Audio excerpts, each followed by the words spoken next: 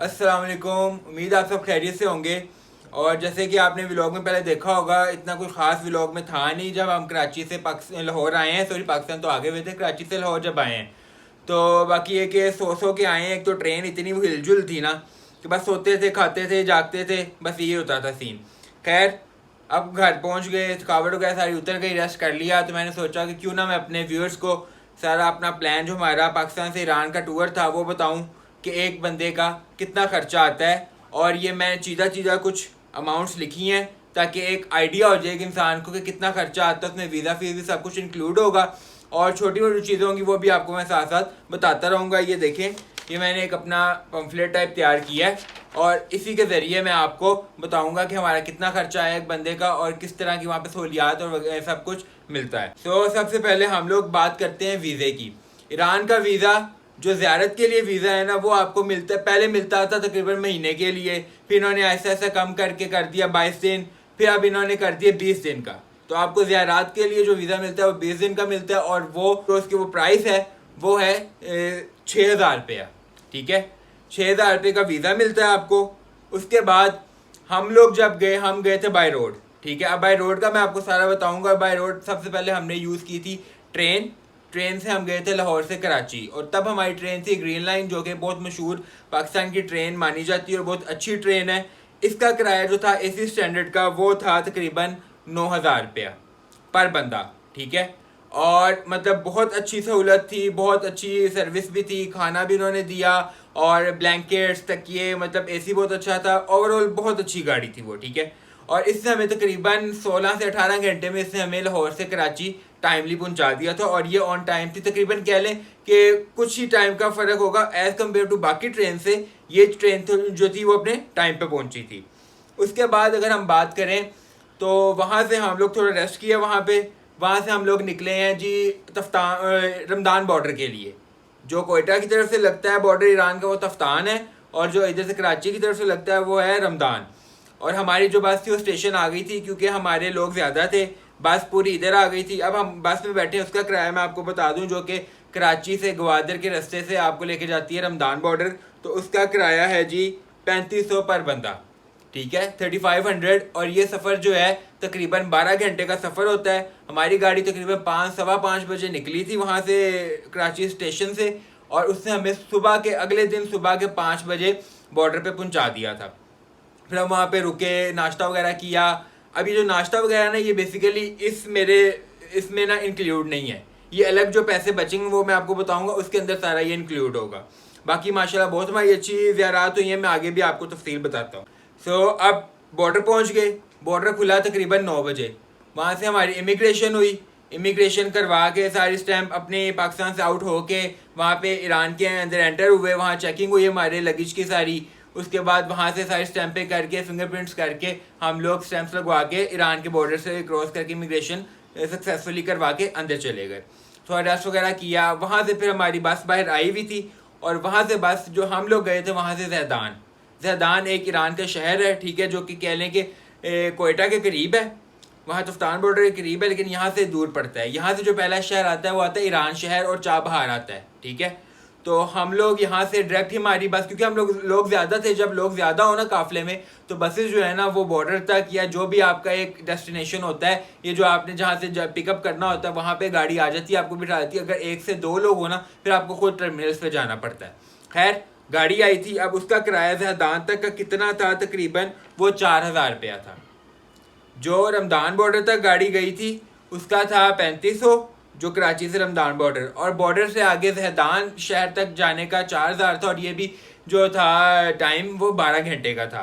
ठीक है, तो 12 घंटे सफ़र किया। लेकिन ये है कि सफ़र बहुत लंबा होता है, लेकिन अगर आप लोग ज़्यादा हों, मतलब काफ़िले के सूरत में लोग हों ना, तो बहुत मज़ा आता है, सफ़र का पता नहीं चलता। ठीक है, अब मैं आगे आपको बताता हूँ कि हमारा ज़ैदान से मशहद का सफ़र क्या था। लेकिन हमने वहाँ पे रेस्ट किया था एक रात सराय इमाम अली रज़ा अलैहिस्सलाम में। वो फ्री ऑफ कॉस्ट होता है, वो हर ज़ायरीन के लिए, हर बंदा वहाँ पे जाके नाइट स्टे कर सकता है। और सराय इमाम रज़ा अलैहिस्सलाम पहुँचे, वहाँ पे नाइट स्टे किया हमने। और वहाँ पे खाने के लिए तो कुछ मिला नहीं था क्योंकि दुकानें बंद हो गई थी। फिर वो चाय और जो बिस्किट, केक, उससे गुजारा किया। खैर, क्योंकि रात ही गुजारनी थी बेसिकली, क्योंकि थकावट भी थी थोड़ी बहुत, तो बंदे का रेस्ट करें और नेक्स्ट टाइम अगले दिन जो है हम लोग निकले अगले सफ़र के लिए। सुबह 9 बजे हमारी बस आ गई थी जो कि जैदान से हमें लेके गई मशहद, और वो तकरीबन था 18 घंटे का सफ़र। बॉर्डर से जो जैदान था 12 घंटे था, और जैदान से जो मशहद था वो 18 घंटे का सफ़र था। खैर हमने वो भी किया और अल्लाह का शुक्र है बहुत अच्छा सफ़र रहा। उसकी जो पेमेंट थी जैदान से मशहद की वो भी 4000 के करीब थी, कि बॉर्डर से जैदान भी 4000 और जैदान से जो है मशहद वो भी 4, तकरीबन ये अप्रॉक्सीमेट मैं बता रहा हूँ, ये उसमें 19-20 हो सकता है। ये तब की बात है जब हम लोग गए थे, ठीक है। हो सकता है आप लोग जब जाएं तब कुछ कमी भी हो जाए, कुछ ज़्यादा भी हो जाए, तो ये अब डिपेंड करता है। उसके बाद खैर हम लोग पहुँच गए 18 घंटे के बाद मशहद पहुँचे हैं। हमारी बुकिंग वगैरह हुई हुई थी, सब कुछ हुआ था। और ये जो मैं आपको किराया बता रहा हूँ ना, ये पर बंदा है 4000-3500 जो ये मैं बता रहा हूँ ना, ये पर बंदा टिकट है सीट की, ठीक है।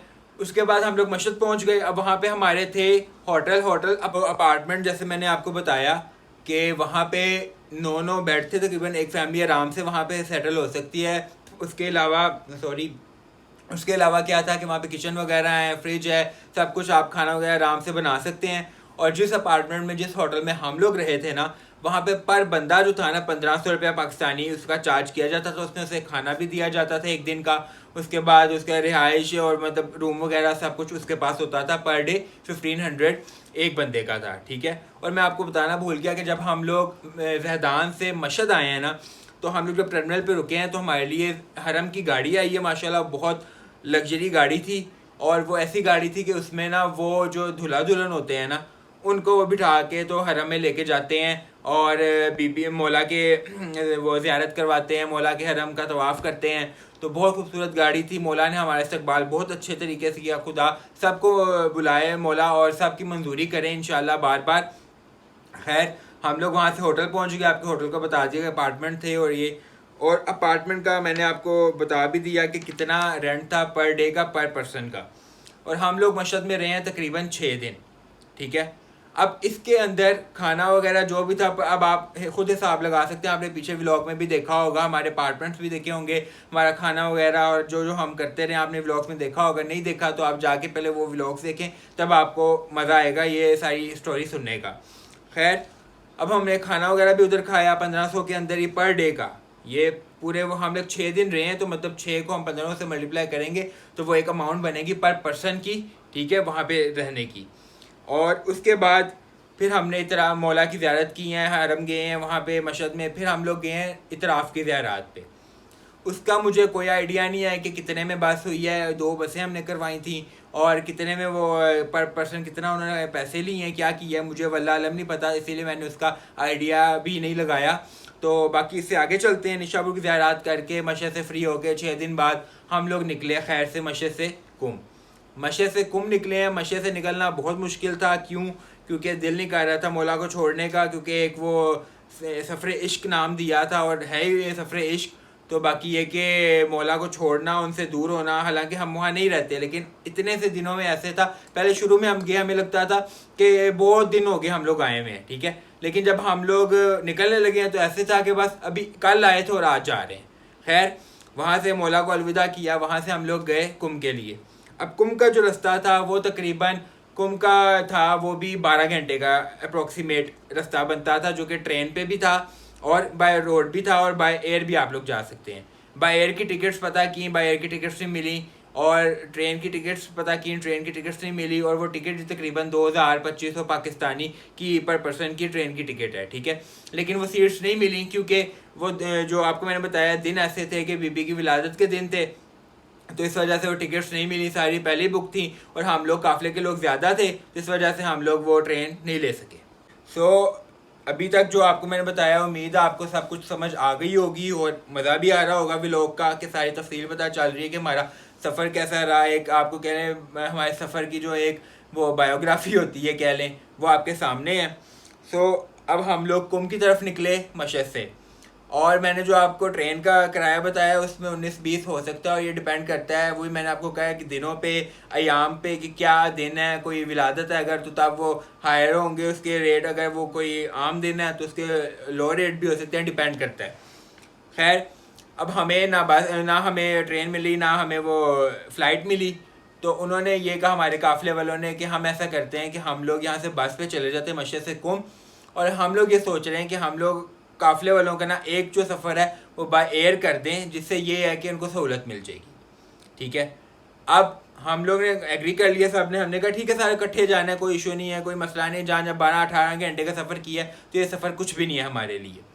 खैर हम लोग मशहद से निकले कुम, लेकिन हमने उनसे बात ये की थी कि हम लोग तेहरान से ज़ियारत करते हुए जाएंगे। ड्राइवर जो था वो हमें तेहरान से ज़ियारत करते हुए लेके गया। अब तेहरान में जो जो ज़ियारत थी वो भी आपने व्लॉग में देखी होंगी, नहीं देखी तो आप तेहरान मशहद से तेहरान का जो सफ़र है वो आप व्लॉग देखें, इंशाल्लाह आपको लुत्फ़ आएगा। ज़ियारत भी कीजिएगा और हमें दुआएं भी दीजिएगा।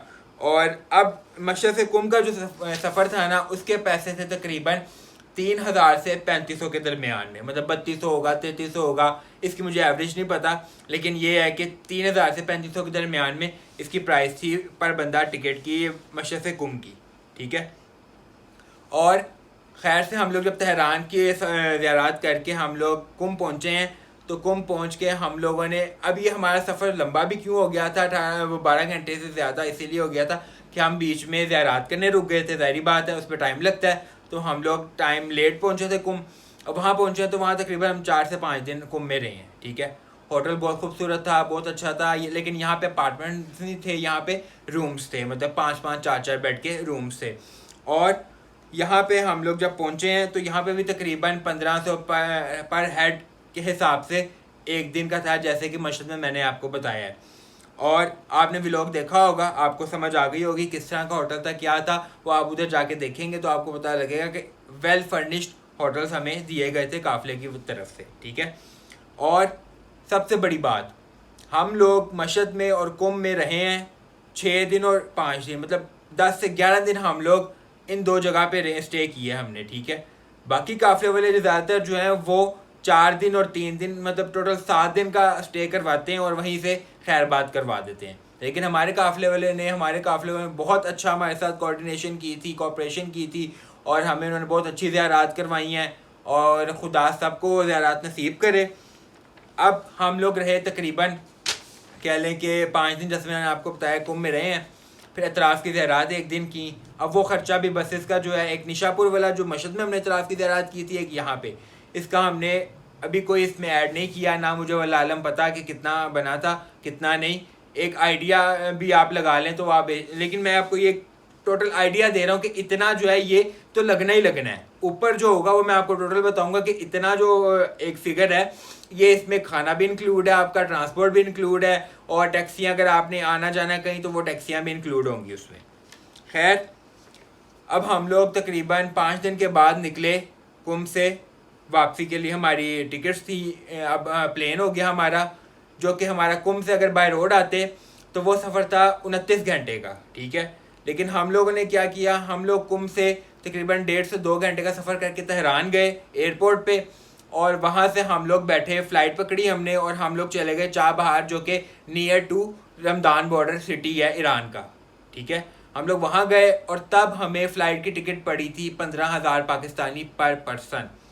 वैसे ये 9,000 7,000 10,000 ये वेरी करती रहती है आम दिनों में, लेकिन आपको बताया दिन वहाँ पे जो थे वो अयाम वो विलादत के थे, इस वजह से जो आपको पता पाकिस्तान में कोई ऐसी चीज़ हो, कोई मखसूसी हो, तो क्या होता है कि रेट्स चीज़ों के अप हो जाते हैं। तो वहाँ पे भी यही सूरत हाल थी, इस वजह से हमें 9,000 की 10,000 की टिकट जो थी वो 15,000 में पड़ी।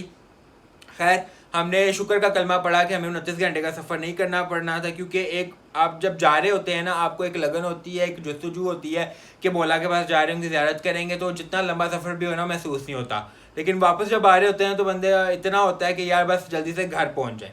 तो हमें एक सहूलत मिल गई फ़्लाइट की, हमने वहाँ से फ़्लाइट पकड़ी, जिससे हमें 1.5 से पौने 2 घंटे में हमें तेहरान से चाबहार पहुँचा दिया। ठीक है, और उसके बाद हाँ, एक बीच में बात रह गई कि जब हम लोग कुम से तेहरान गए हैं तो उधर हमने 2 ली थी टैक्सियाँ। उन टैक्सियों ने पर टैक्सी जो है उसने हमारे से तकरीबन 4,000 पाकिस्तानी लिया है पर टैक्सी, मतलब 2 टैक्सी हो गई तो 8,000 पाकिस्तानी हो गया, जिसने हमें कुम से तेहरान एयरपोर्ट तक पहुंचाया था। और उसके बाद हम फ़्लाइट पकड़ी 15,000 की टिकट जो जिसकी थी, और वहाँ से हम लोग फ्लाई करके चाबहार आ गए। तो खैर हम लोग चाबहार पहुँच गए। एक बात याद आई मुझे, हाँ, मशहद का जो मौसम था बहुत खूबसूरत था, बहुत ठंडा था, और आपने व्लॉग में भी देखा होगा कि हमने जैकेटें पहनी हुई थी, चादरें ली हुई थी, बहुत खूबसूरत मौसम था। लेकिन हम लोग कुम आए, कुम में भी नॉर्मल मौसम था, इतना रात ठंडी होती थी, दिन में गर्मी होती थी ऐसा। लेकिन हम लोग जब चाबहार आए हैं वहाँ पे ऐसी गर्मी थी, ऐसी धूप थी कि ऐसे ही था कि हम लोग पाकिस्तान में आ गए, लाहौर में आ गए। खैर हम लोग वहाँ से पहुँचे, हमने वहाँ से गाड़ियाँ करवाई हैं अपनी, वो टैक्सियाँ, जो कि हमें 2 घंटे का सफ़र था हमारा चाबहार से रमदान बॉर्डर का। ठीक है, हम रमदान बॉर्डर गए हैं 2 घंटे का सफ़र करके, और वो टिकट जो थी वो भी तकरीबन 5,000 पर टैक्सी उसने लिया है हमसे, मतलब 10,000 की 2 टैक्सियाँ हुई हैं, जिसने, ये पाकिस्तानी बता रहा हूँ, जो कि हमें एयरपोर्ट से, चाबहार एयरपोर्ट से बॉर्डर तक लेके गई है, रमदान बॉर्डर। और मैं आपको बता दूं कि जो मैंने आपसे कुम में ट्रेन की बात की थी, ईरानी ट्रेन में, जैसे हमारे यहाँ पे डिफरेंट क्लासेस होती हैं, AC parlour, AC standard, sleeper, उसके अलावा आप एग्जेक्टिव कह लें, तो इस तरह जो है वो इकॉनमी कह लें, इस तरह जो दूसरी वो ईरान की, उसमें भी डिफरेंट क्लासेस होती हैं, उनके रेट्स जो हैं वो डिफरेंट होते हैं। तो डिपेंड करता है कि आप कौन सी क्लास लेते हैं और किस सीज़न में जाते हैं, और आपको क्या रेट पे क्या वो सीट मिलती है, और कौन सी ट्रेन आपके लिए बेहतर होती है। खैर हम लोग पहुंच गए रमदान बॉर्डर। हम लोग पहुंचे तकरीबन 1:30 बजे, और 2 बजे बंद हो जाना था। हमने बस स्पीड मारी, वहाँ से निकले हैं, वहाँ से हमने अपनी स्टैंपें वगैरह करवाई हैं, आउट किया है, हमने कहा यहाँ से निकल जाए, आगे पाकिस्तान एंटर हो जाएंगे, बाकी जाने आईली देखी जाएगी। हम वहाँ से मतलब निकले बाहर, वहाँ से जाके, अब वहाँ जाते हुए हमें इशू ये हुआ था कि वो चेकिंग होती है, ये होता है, वो होता है। वापसी पे कोई ऐसा सीन नहीं होता, वापसी भी होता है कि बस आपने वहाँ से अपने एग्जिट करवाया ईरान से, आप उधर से बाहर चले गए, वहाँ से आपने पाकिस्तान एंट्री में क्या उन्होंने चेकिंग करनी है ऐसे, क्योंकि हम लोग अल्हम्दुलिल्लाह पाकिस्तानी हैं और ज़ियारत करके आए हैं। उन्होंने बस देखा है कि पासपोर्ट देखे हैं, उन्होंने अपनी एंट्री की है कस्टम वालों ने, उसके बाद उन्होंने स्टैंपें लगाई हैं FIA वालों ने, और स्टैंपें लगा के एंट्री की, हमें पाकिस्तान में एंटर कर दिया। अब पाकिस्तान में एंटर किया तो वहाँ से जिस बस पे हम लोग कराची से रमदान आए थे, अब वही बसेस चलती हैं जो कि रमदान बॉर्डर से कराची लेके जाती हैं, और उनका किराया मैंने आपको बताया है कि तकरीबन वो था 3500 रुपया आना जाना, मतलब वो आना भी 3500, जाना भी तकरीबन 3500। ठीक है, और ये 12 घंटे का रास्ता जो कि मैंने आपको बताया। खैर हम लोग तकरीबन कितने बजे चले हैं, तकरीबन 4, 4:30 के करीब वहाँ से चले हैं, और अगले दिन ना हम लोग 4, 4:30 वहाँ पे 5 बजे करीब वहाँ पे पहुँच गए थे यूसुफ गोड, जो कि कराची का एरिया, जहाँ पे इसका टर्मिनल था ये बस का। ठीक है, वहाँ से हमने टैक्सी ली, उसका किराया तो मैंने अभी वो जेहन में आई नहीं। खैर वहाँ से हमने वो गाड़ी करवाई, सामान रखा, बैठे, और हम लोग चले गए स्टेशन पे। हमें था कि हम लोग कहाँ वेट करेंगे इतना, बस पहली गाड़ी जो मिलती है हमें उस पर, वो ट्रेन पे बैठे हम लोग बस लाहौर पहुँचे, क्योंकि रुकने का था ही नहीं एक। खैर हम लोग पहुँचे, हमें पता चला जी कि पहली ट्रेन है वो है जी शालामार एक्सप्रेस। हमें था कि पता नहीं, पहली दफ़ा सफ़र करना, अल्लाह खैर करे, देखते हैं किस तरह की ट्रेन है, लेकिन यह है कि हम लोग सफ़र कर लेंगे। अब यह है कि जल्दी जल्दी लाहौर पहुँचना है, जो भी ट्रेन हमें पहले मिलती है हम बैठ जाएंगे। खैर अब वहाँ पे एक हमें फैमिली मिल गई, बहुत तारीफ़ें की, शालीमार बहुत अच्छी है, बहुत है, ये है, वो है, टाइम पे पहुँचाती है, उसका ये वो चलती बहुत सही तरीके से, अच्छा है, ये वो सारा ना, उसने बहुत उसकी तारीफ़ें की, बहुत जैसे कहते हैं ना फूल बांधना वो बांधे। खैर हमने कहा ठीक है, अच्छी होगी, हमने पहली दफ़ा सफ़र करना था शालीमार में, ग्रीन लाइन में तो सफ़र कर लिया था, बहुत बेहतरीन, बहुत, हाँ आपके पैसे तो लग जाते हैं, लेकिन वो पैसे जो है पूरे भी हो जाते हैं, बहुत बेहतरीन सफ़र है उसका।